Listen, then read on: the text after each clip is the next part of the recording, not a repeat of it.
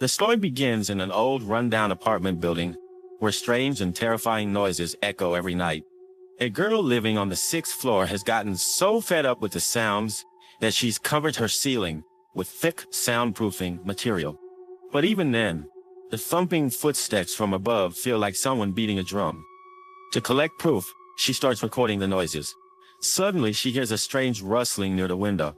On camera, a faint shadow appears. Now the question is, where are these sounds coming from? Is it the work of a ghost? Or is there some human trickery behind it? Meet the film's heroine, Diane, a simple working woman. She has trouble hearing and often uses a hearing aid. One day she suddenly receives a call from the police. Her younger sister, Joshi, has been missing for the past 3 days. Jayon rushes straight to her sister's apartment, flat 604. Even before entering, she notices a complaint notice from the downstairs neighbor in 504. When she opens the door, the room is a complete mess, as if no one has lived there for months.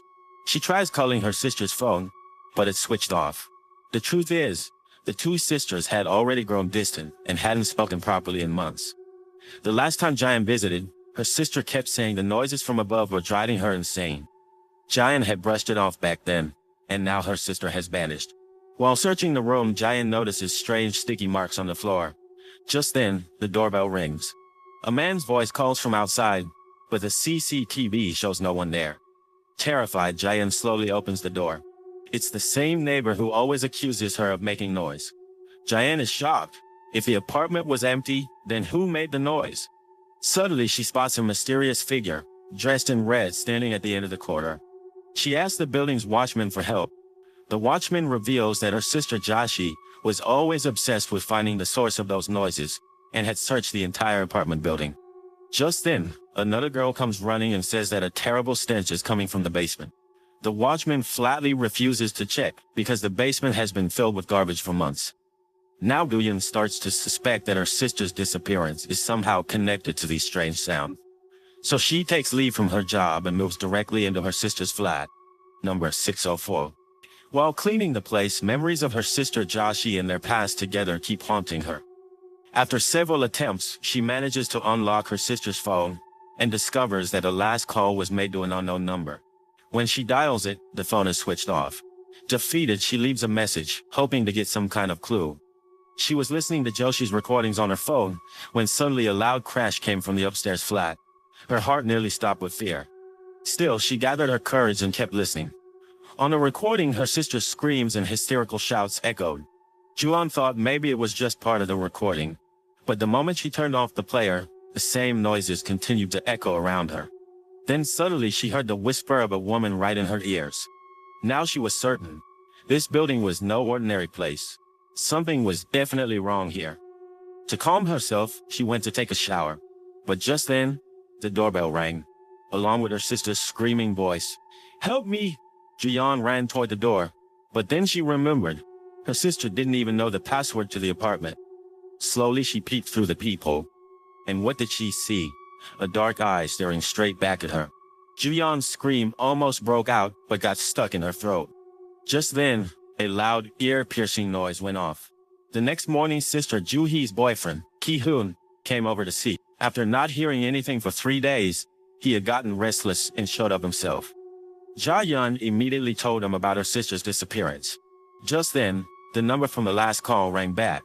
The caller turned out to be an employee from the apartment society. He explained that her sister often came to the office to complain, sometimes saying there was too much noise upstairs, other times claiming ghosts were wandering around the building. June's heart sank, realized the situation wasn't that simple. Sister's boyfriend returned. They found another notice pasted on the wall. That night, someone was putting up missing posters. Just then, the doorbell rang. Standing there was the neighbor from apartment 504 downstairs. He looked even worse than before. He threatened them, saying, "This is your final warning." Ki-han noticed that the man was holding a large knife in his hand. He quickly warned June, "Next time if he comes back, don't open the door at all." The following day, June was putting up missing posters inside the building. That's when she noticed a little boy staring strangely toward the basement. She shined her flashlight down to take a look, but suddenly a rat scurried out, startling her.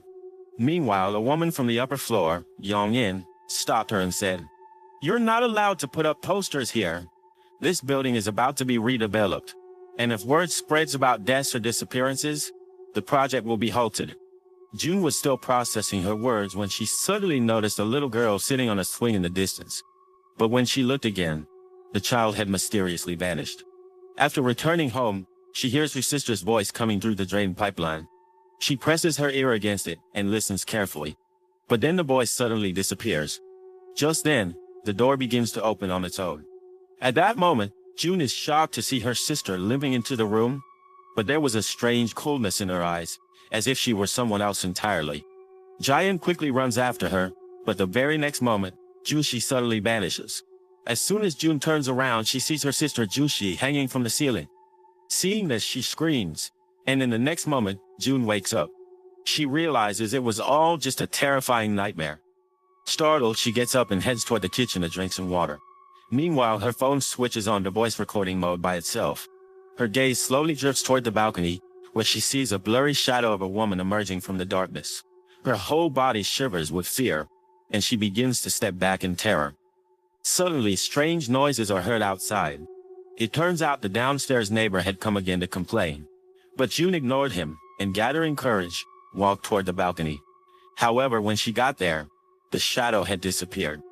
She peeks out through the window and notices that the neighbor, too, has gone somewhere. But the truth was, the neighbor had been distracted by the commotion coming from the 7th floor above. As soon as he reached up there, a severed human head suddenly dangled over him. In the very next moment, an entire corpse came crashing down from above, making the neighbor scream in horror. He tried to run for his life, but before he could even take a few steps, the corpse began chasing him. Terrified, he jumped straight off the balcony. The police arrived and dismissed the whole thing as just an accident. But June suspected this was no ordinary death. She was just about to report it to the police when suddenly the society's president, the building chairman, came in front of her and stopped her, told her not to spread these things around, otherwise the building redevelopment plan would be ruined. He even taunted her, saying, "The people who live in flat 604 always end up going crazy." Hearing that shocked Ju Yeon. Had something already happened in that flat before? She immediately knocked on the door of flat 804. The woman who lived there had just started talking when suddenly a little girl ran past them from behind. The woman said, "Don't worry, that's my daughter." Then slowly she began to tell Ju Yeon about an incident from a year ago. Back then, the old society chairman used to live in flat 704. Had gone mad from the noise coming from above and would bang on the walls every day, screaming at the top of his lungs. But these outbursts disturbed the man in 604 so much that one day, fed up, he stormed into 704 and brutally murdered the chairman.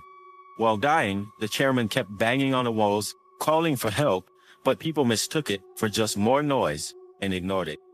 After that day, the man from 604 mysteriously disappeared. Many claim they saw him wandering nearby, but in the police records he was never shown to have left. Since then, flat 704 has always remained empty. When Ju Yeon told us to her sister's boyfriend, he immediately became suspicious. Could it be that the old killer is still hiding somewhere in this building? After all, the police never had proof that he'd ever left. This case was eerily similar to his sister's disappearance.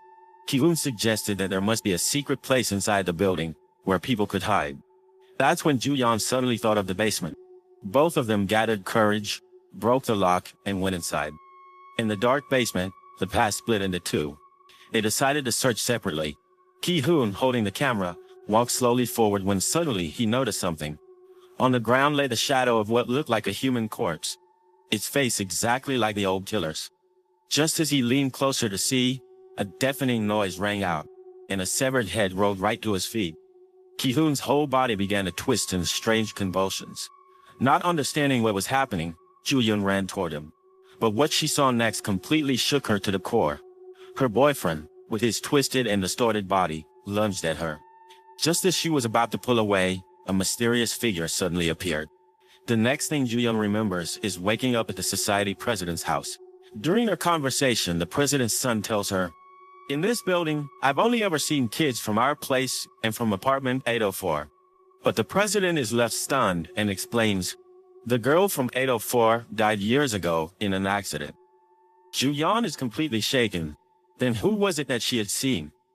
Meanwhile, the president's son takes off June's hearing aid and signals to her. You've heard voices you were never supposed to hear. If you keep digging, you'll end up dead. Just then the police call.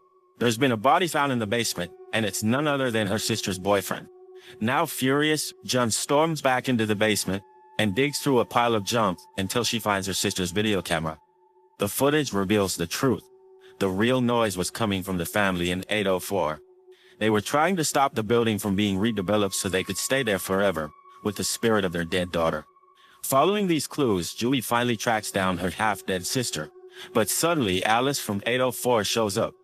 Julie quickly hides her sister in a closet and confronts Alice head-on.